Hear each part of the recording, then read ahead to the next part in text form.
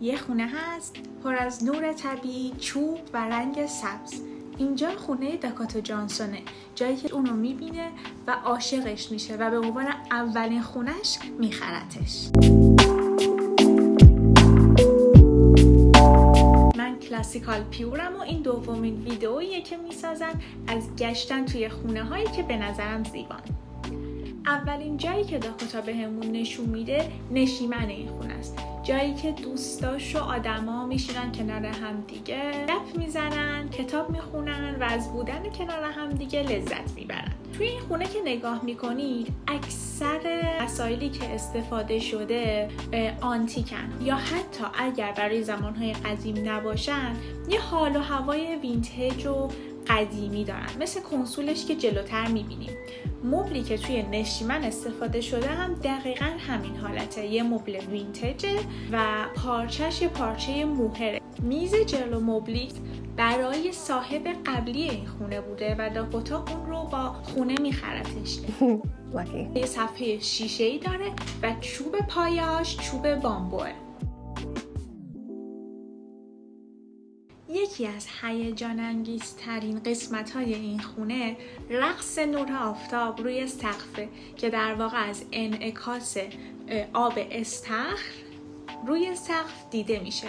در کنار نشیمنش یه پیانو آنتیک از برند ورلیتزر هست که اون هم باز یه حال و هوای قدیمی به خونش داده و همینطور در کنارش یه کنسولی رو میبینید که همونطوری که گفتم وینتیج و قدیمی نیست اما همون حال و هوا رو داره و به خونش اضافه کرده. میرسیم به فضای غذاخوری. توی این فضای غذاخوری 2 تا چیز خیلی به چشم میاد. یکی فرش زیر میز ناهارخوریه و همینطور لایتینگ و لوستری که بالای میز ناهارخوری گذاشته. در مورد خود میز ناهارخوری هم داکوتا اون رو خودش طراحی کرده به خاطر اینکه میخواسته یک صفحه شیشه‌ای فقط ببینه و این میز رو توی فضا محو کنه تا فرش و لایتینگ بالاش بیشتر به چشم میاد.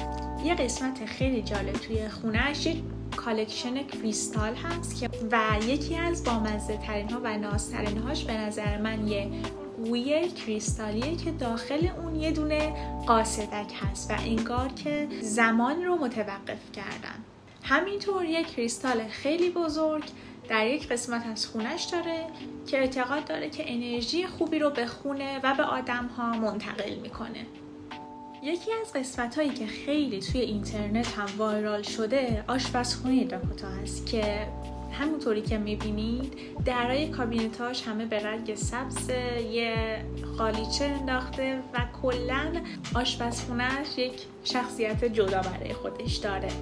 چیز دیگه‌ای که داکوتا میگه خیلی بهشون علاقه داره ولی عملاً هیچ استفاده و کاربردی شاید اونقدر براش نداشته باشن، ظروف سفالیه که اونها رو جمع میکنه. خودش هم دلیل این کارش رو نمیدونه و صرفاً به جمع کردن این ظروف سفالی علاقه داره. وارد اتاق کار داکوتا میشیم. اولین چیزی که توی این اتاق جلب توجه میکنه تعداد خیلی زیاد کتاباست که البته داکوتا خودش میگه که این قسمت مورد علاقه خودشه. یکی دیگه از چیزایی که توی این اتاق خیلی توجه آدمو جلب میکنه تعداد زیاد یادگاری هایی که داکوتا اونجا داره. از جایزه هایی که برده گرفته تا یه سری عروسک های کوچیک و شمع بامزه. روی دیوارش عکس پدرخوندش رو گذاشته که یه خورده عجیبه. همینطور یه عکس داره از مارچ یه بند دخترونه که به نظرش این عکس پر از انرژی فوق‌العاده است و بهش امید میده. اولین جایی که داکوتا توی فضای بیرون بهمون نشون میده یه میز و صندلی چوبیه که نکته خیلی جالبش اینه که چوب این میز و صندلی از قایق وینستون چرچیله و عملاً از این میز و صندلی استفاده نمی‌کنن به خاطر اینکه خیلی خیلی زیاد احتمال شکستنش هست. درختایی که توی حیاط هستن رو می‌بینیم که داکوتا میگه خیلی از این گیاها رو خودش کاشته ولی خیلی هاشون هم خودش نکاشته و عملاً نمیدونه که چطوری سبز شدن. The difference between a flower and a weed is judgment.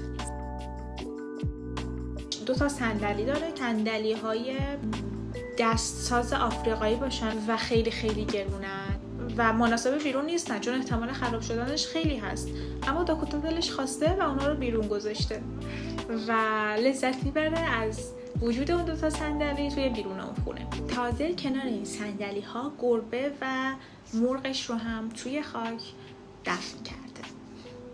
به نظر من خونه هر آدمی ادامه خودشه.